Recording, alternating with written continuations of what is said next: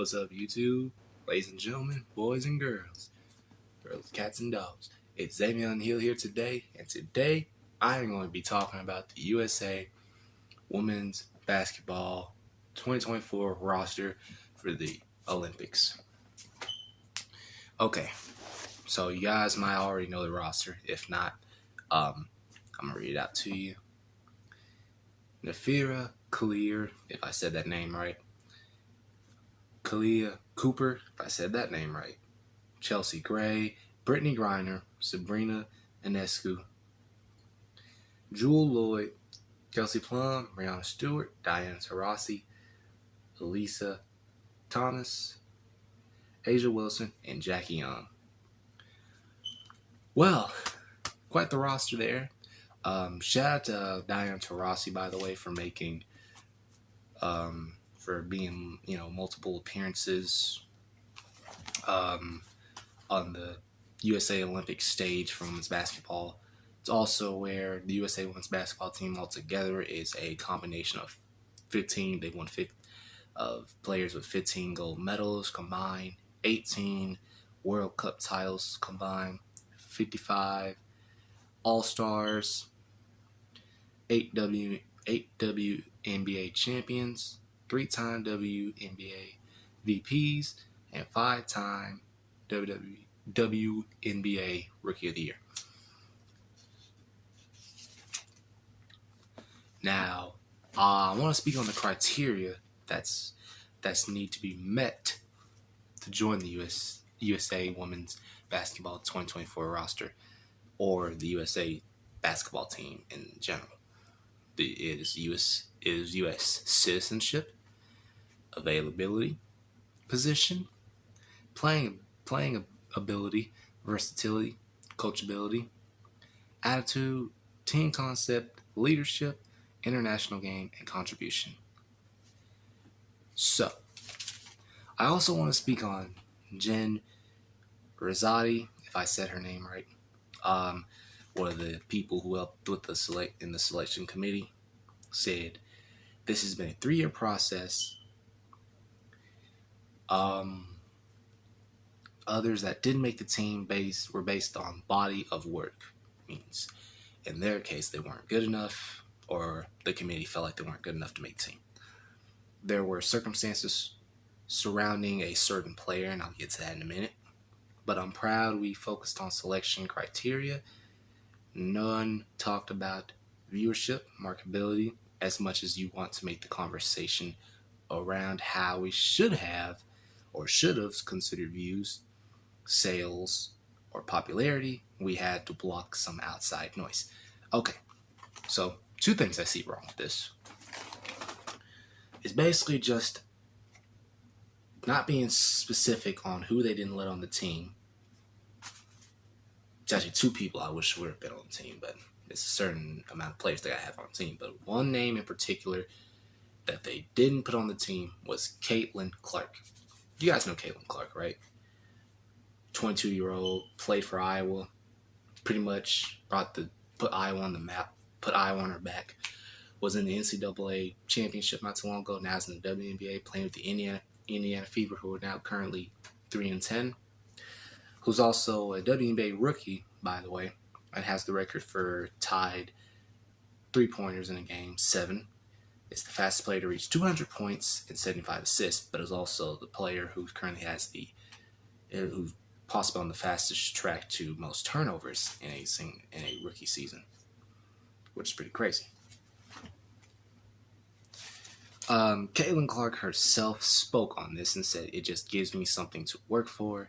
That's a dream to be on the USA Women's Basketball Olympic team.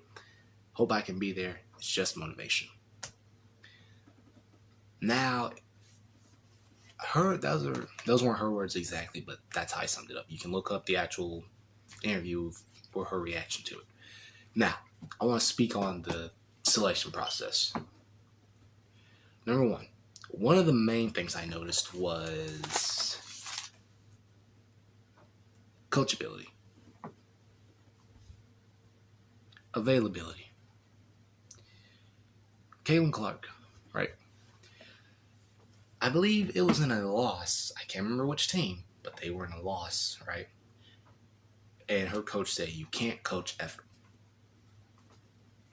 The Indiana Fever coach herself told Caitlin Clark, "You can't coach effort." The post-game interview said, "You can't coach effort."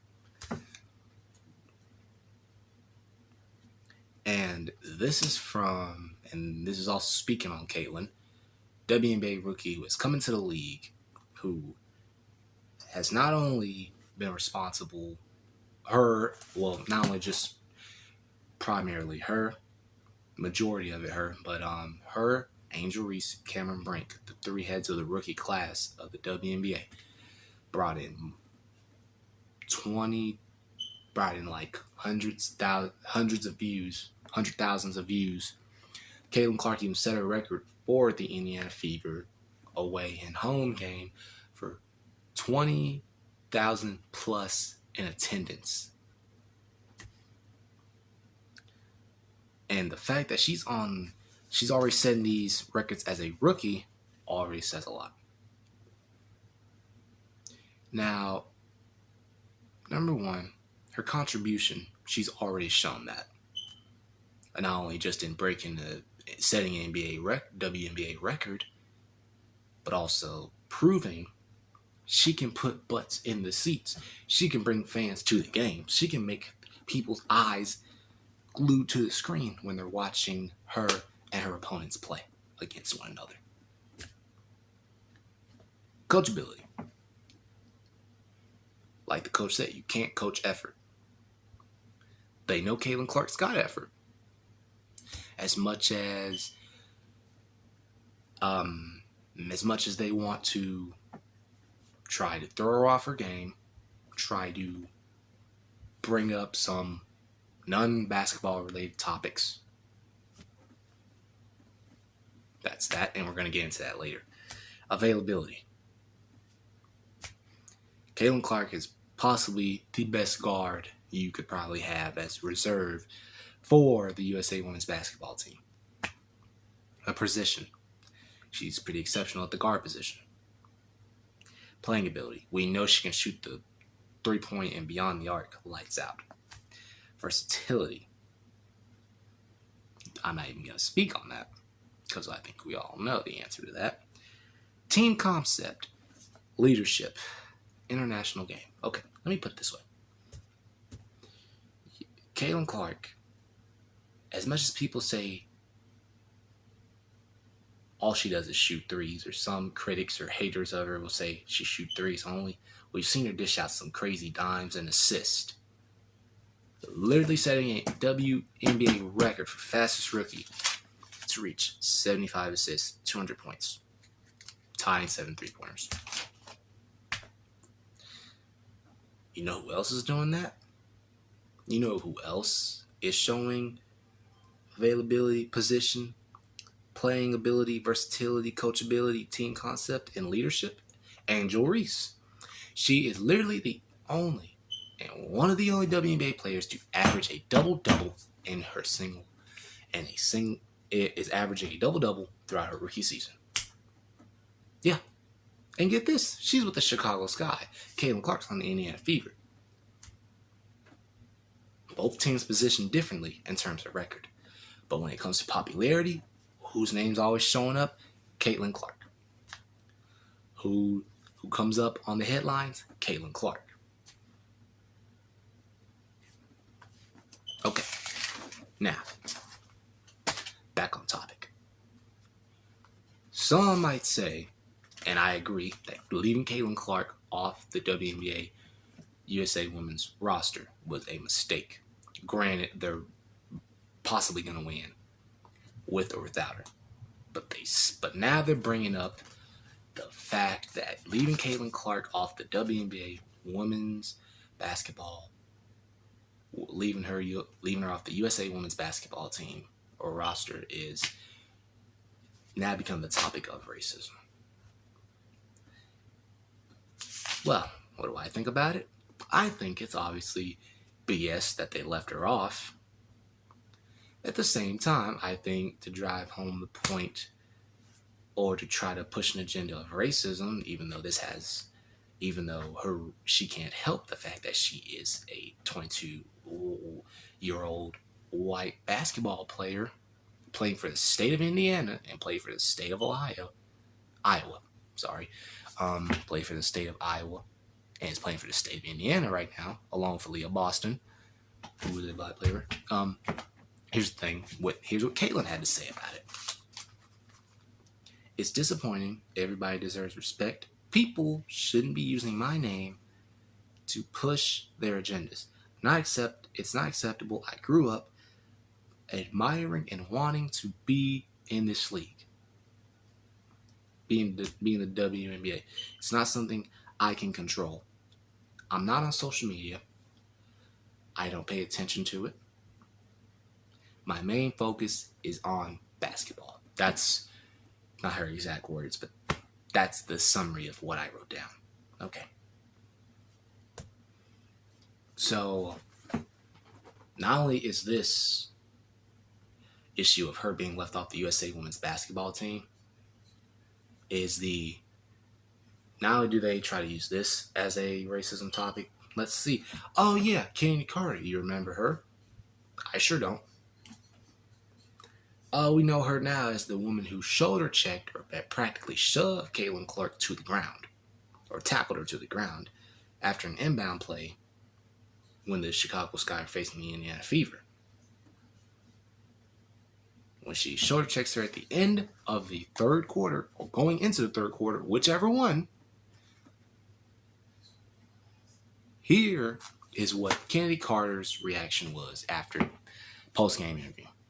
She said, when she was asked about the Caitlin Clark bump or shoulder check or foul or whatever you want to call it, which I don't believe it was a foul, but however you want to justify, label it, whatever, the Caitlin Clark and Candy Carter incident, I'll just say that.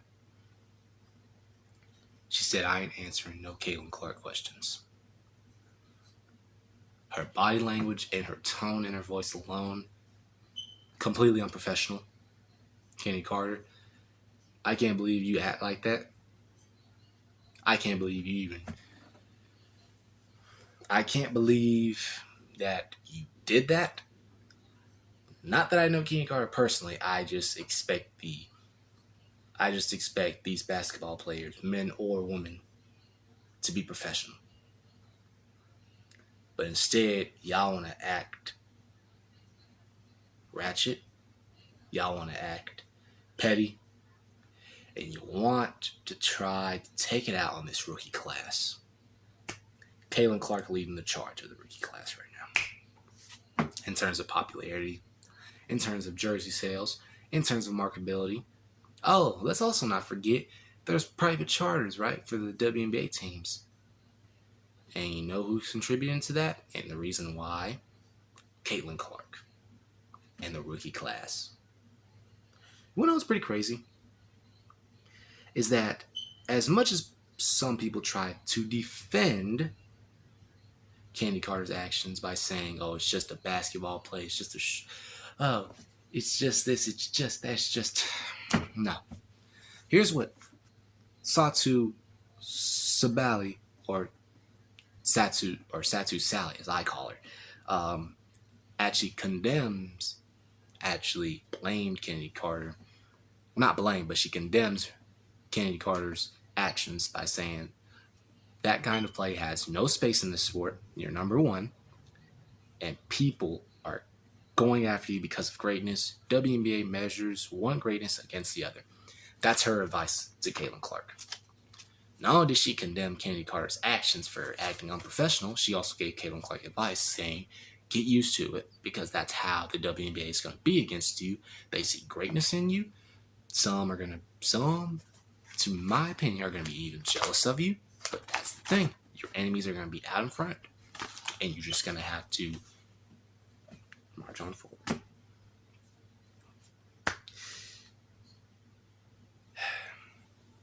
Oh, yes. Speaking on the Candy Carter and Caitlin Clark incident, there was a so-called paparazzi, which one guy tried to ask Candy Carter. He tried to come up and ask Candy Carter about the incident, asking has she talked to Caitlin.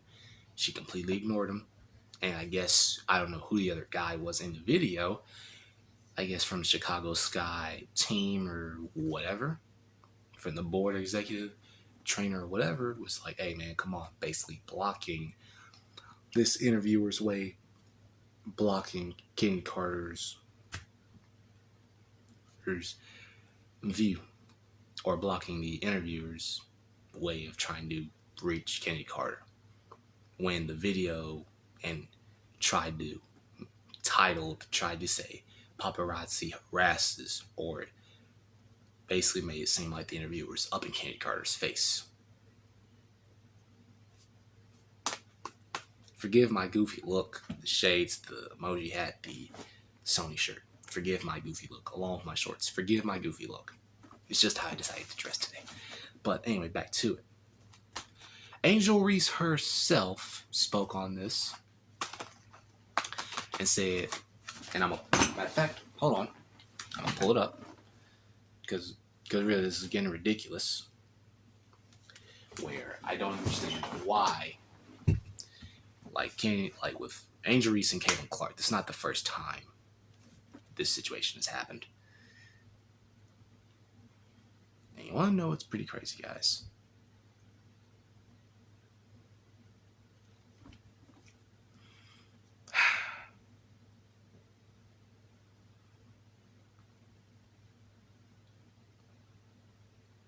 And what's pretty crazy is this.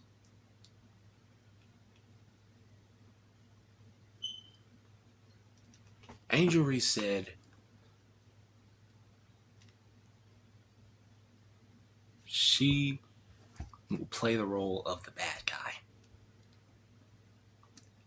Right now I can't find the exact quote.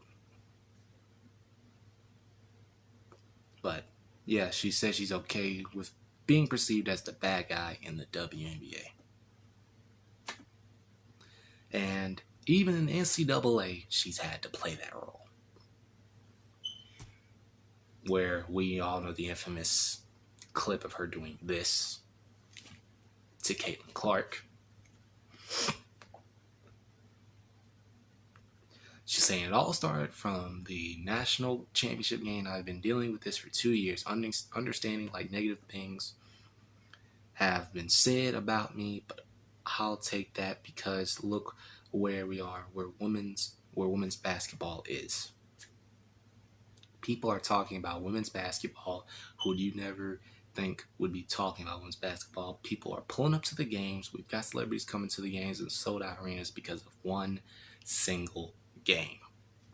Just looking at that, I'll take that role. I'll take the bad guy role, and I'll continue to take that on and be that for my teammates. I'll look back in 20 years and be like, the reason why we're watching women's basketball is not just because of one person. It's because of me too. I want y'all to realize that.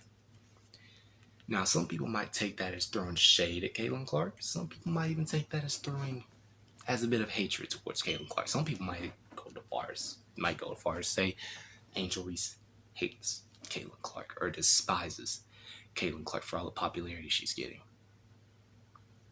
Like I said, Caitlin Clark, Angel Reese, and Cameron Brink all leading the charge of the WNBA rookie class. Caitlin Clark, as far as popularity goes, is leading it. Angel Reese herself is averaging a double-double in her rookie season. No other WNBA player has done that.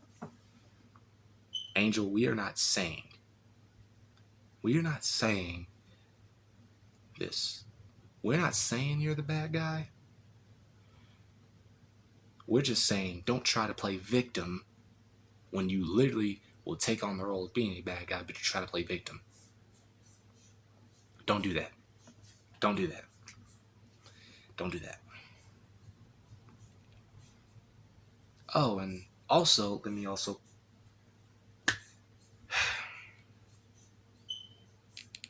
put it this way. For the Kenny Carter and Caitlin Clark situation, not only was the team fined thousands of dollars, they also fined Angel Reese for skipping the post-game interview. As a matter of fact, they upgraded to a flagrant violation. Reese was fined $1,000 for failing to speak to reporters after the game, which is pretty ridiculous. The Chicago Sky also received a $5,000 fine for failing to ensure that all players comply with league media policies. It's one thing to miss the post-game interview. It's another thing to do it on your own terms deliberately. Angel Reese, I don't care how good you are on the court, show up for the post-game media, okay? Caitlin Clark herself couldn't even show up to the post-game media because you want to know why? She was busy signing autographs. Some people might take that as well. Well, why wasn't she fined? Because she still showed up. She still answered questions. She still followed the media policy. And people wonder, okay, people are like, okay, what's your point here? Also, let me put it this way. Since we're speaking on terms of popular, since I keep bringing up the word popularity, Paul Pierce himself said, keeping the most popular player in women's basketball right now, the game's at an all-time high because of Caitlin Clark. Now tell me, guys, do you not agree with that? When else have you seen the WNBA be this watchable, this game of attendance so high? When have you ever seen the WNBA really care? When have fans really cared or give a crap about the WNBA until now? Some people might say it's because of Caitlin. Some people might say it's because of Caitlin Angel Reese. And even a WNBA executive, I don't know the name, but it says WNBA executive themselves even said this. The truth is the league would be hard pressed to exist without the NBA. Now, if that doesn't say much, I don't know what will. Also, let's speak on the NBA players. Matter of fact, let me pull up LeBron James' quote or comments on Caitlin Clark.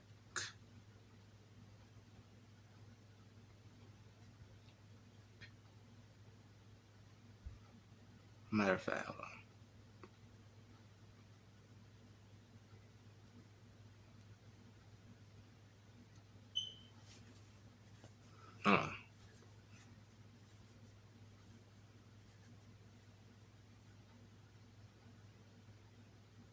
Here's the thing.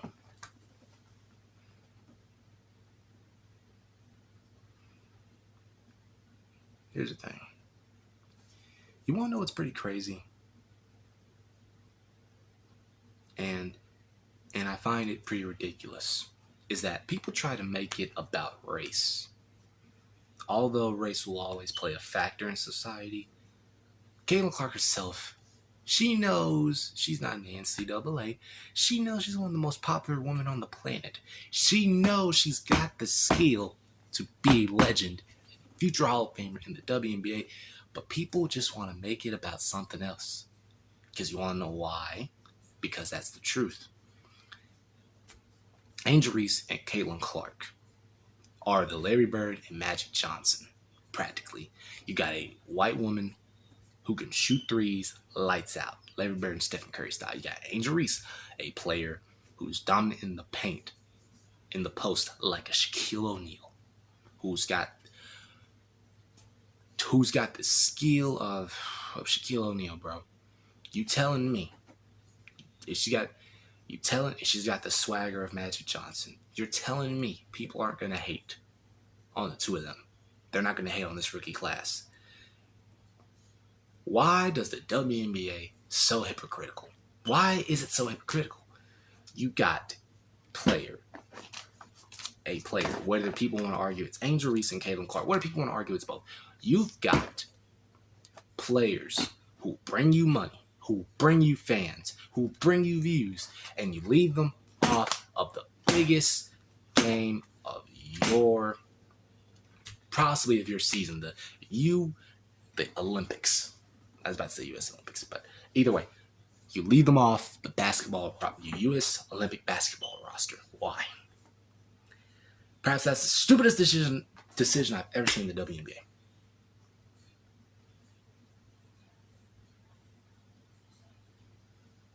LeBron James himself said, the one thing that I love that she's bringing to her sport, more people want to watch, more people want to tune in. Don't get it twisted. Don't get it effed up.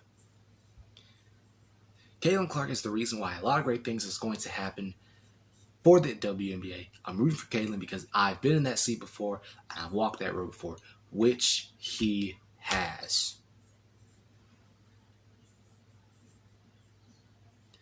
The Caitlin Clark hate needs to stop, guys.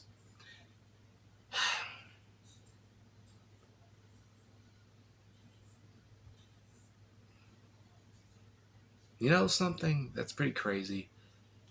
Some people might criticize LeBron and the NBA players for defending her. Some people might even criticize, some ESPN or even some podcasts like Gil's Arena, JJ Redick, or whatever. They might defend her. Try to criticize people who defend Caitlin Clark. Her own fans defend her. Caitlin herself said, stop using my name to push those agendas. Just let us play basketball and let us keep it about basketball. But even she knows it's never going to happen because where we at today in society, people will take. And Dejanay Carrington, matter of fact, I'm going to pull her up since we're speaking on that. Since I just said that.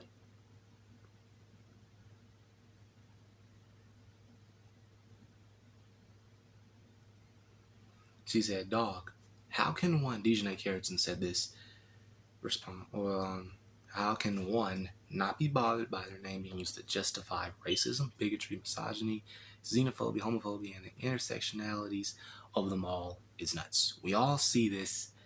I'm not going to say the next word. We all have a platform, we all have a voice, and they all hold weight. Silence is a luxury.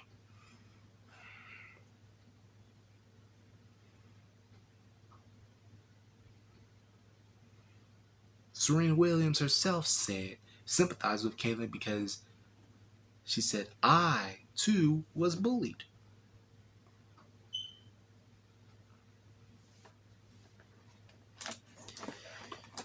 China Agumuke said Caitlin Clark has the opportunity to educate amid weaponization of her name. As much as Caitlin Clark doesn't want, Caitlin Clark herself said, I don't want people to do this. But here I am making a video on it. Here are other YouTubers speaking on it. And this video is almost 30 minutes long, so forgive me.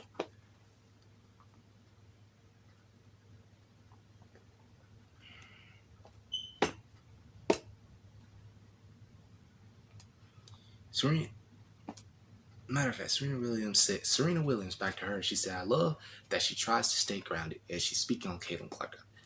She said that she doesn't look at her social media or media in general. I get it. I don't look at it either. It's so important to continue to do what she's doing no matter what other people do.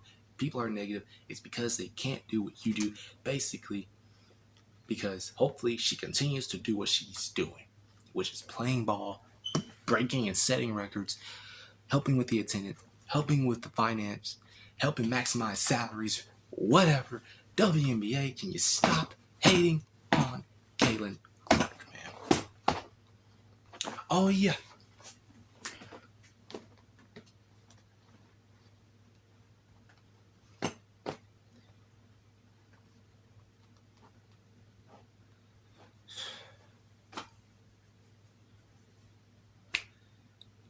I'm not really understanding why there's so much hate towards Caitlin Clark. You might say, oh, it's because she's a white woman. Oh, they're trying to say, oh, because Caitlin did all this, we should praise her. Honestly, Caitlin Clark, to me, what some might call is the cash cow, is basically the one person they can depend on to bring in views, to bring in the money, to help spread popularity, to bring attention to women's basketball. Her, Angel Reese, Cameron Brink, the entire rookie class. The thing about it is, Caitlin Clark is just going to lead the charge ahead of that because she's one of the most popular women's basketball players. right now.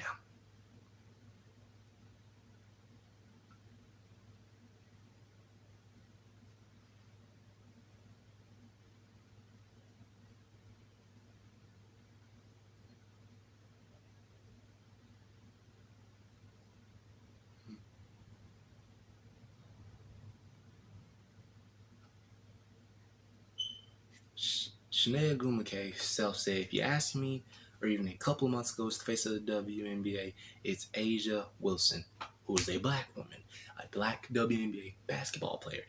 Now, she said, I could have said A'ja Wilson is the most dominant player in the WNBA right now, but we are experiencing a shift for better or for worse. She is not necessarily the face of this league. The face of this league is now Caitlin Clark.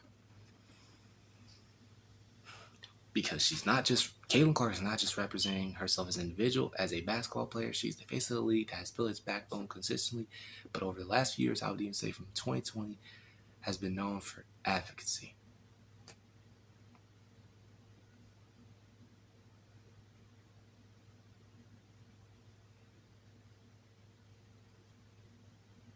Caitlin Clark, and just to lead this off, said, people can talk about what they want to talk about. I'm just here to play basketball. Now tell me, folks, why can't we just let Caitlin Clark do that? Why can't we just keep it about basketball? And I'll tell you why. Because I'm going to bring up one more quote. Or one more statement made. Because this is honestly just getting ridiculous.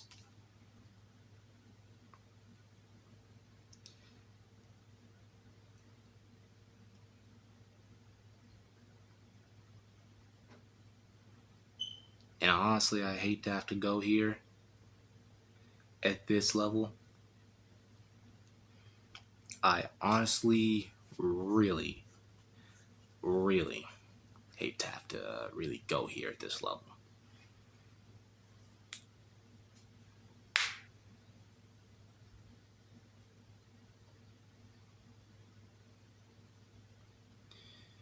Clay Travis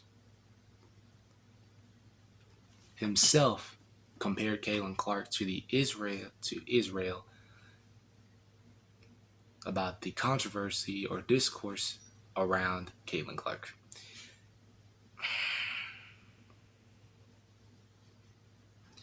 Put it this way, y'all.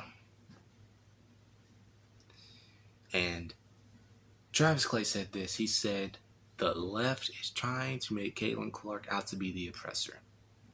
If you want a current events analogy, it's Israel. The Clark situation is far less serious, clearly, but the worldview is the same. Just as the left in this country can't see Israel as the victim because Israelites, whatever he said, are seen, I can't really read it or pronounce it, my bad, are seen as white, and Palestinians are seen as brown. Identified politics doesn't allow Caitlin Clark, the straight white woman, to be attacked by a league filled with black lesbians. Clark, the straight white woman, can only be the oppressor. The fact in this situation so far, Caitlin Clark just wants to play basketball, breaks their worldview, so they try to desperately make her the oppressor. Witness the pivot to Clark's fans who just want to watch her play basketball and give the money to the money-losing WNBA are racist, sexist. She breaks their narrative.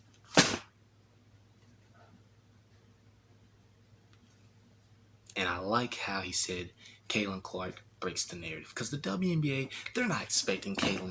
They expect Caitlin Clark to be on her side. Like, hey, they expect Caitlin Clark to say, hey, I'll take a back seat. Hey, I'll let the OGs handle this. No, she's coming in here. She wants to get hers. She wants to play ball. She wants to show out. If this was Angel Reese saying all this, everything would be fine, right? They be uplifting her. They be praising her. Oh, Angel Reese, another black sister out here trying to get her money, trying to get her dough, trying to get her spotlight. But all of a sudden, they want to blame Caitlin Clark for the spotlight being taken. If y'all are really WNBA, I'm going to leave off with this. And I'm really finna leave off and I'm in the video right here. WNBA, if you really, really want to know what you got to do, play on the court. Stop bringing up racism. Stop bringing up xenophobia. Stop bringing up bigotry. Stop having these prejudiced views. Stop having these sexist views, misogynistic, whatever. Stop even having these feminist views, whatever. Play ball. Be about ball. You guys talk about equality in pay. You guys want more money. You got a woman who can do that. You guys want more fans to come to the game. You got a woman who can do that. 2 women, actually, who can do that for you. A black and a white woman. It's just the white woman gets more popularity. Because it's evident. People are going to watch Caitlin Clark more than they watch Angel Reese. That's just the fan base. You can't help that. Not a lot of people going to rock with Angel Reese's personality. And you know what? Take this off. Put this on. This is pretty much where I see the WNBA. If they keep going on the track that they're in, this is what I see them as. A load of shit. So, pretty much, WNBA, you want to know what you got to do? Stop being a bunch of haters. Let Caitlin Clark play ball. Let your rookie class shine. We're not saying we should get down on our knees and just kiss Caitlin Clark's feet. We're not saying we should praise her as if she's some kind of god. We are saying Caitlin Clark has brought a lot of change, and you guys should give her flowers and respect. And you guys can't even do that because you're just a bunch of haters. And if you guys continue to be a bunch of haters, Caitlin Clark's going to continue proving you wrong on that WNBA court. Thank you. Like, comment, subscribe. I'll put some links in the description below after the video gets done uploading. See you later.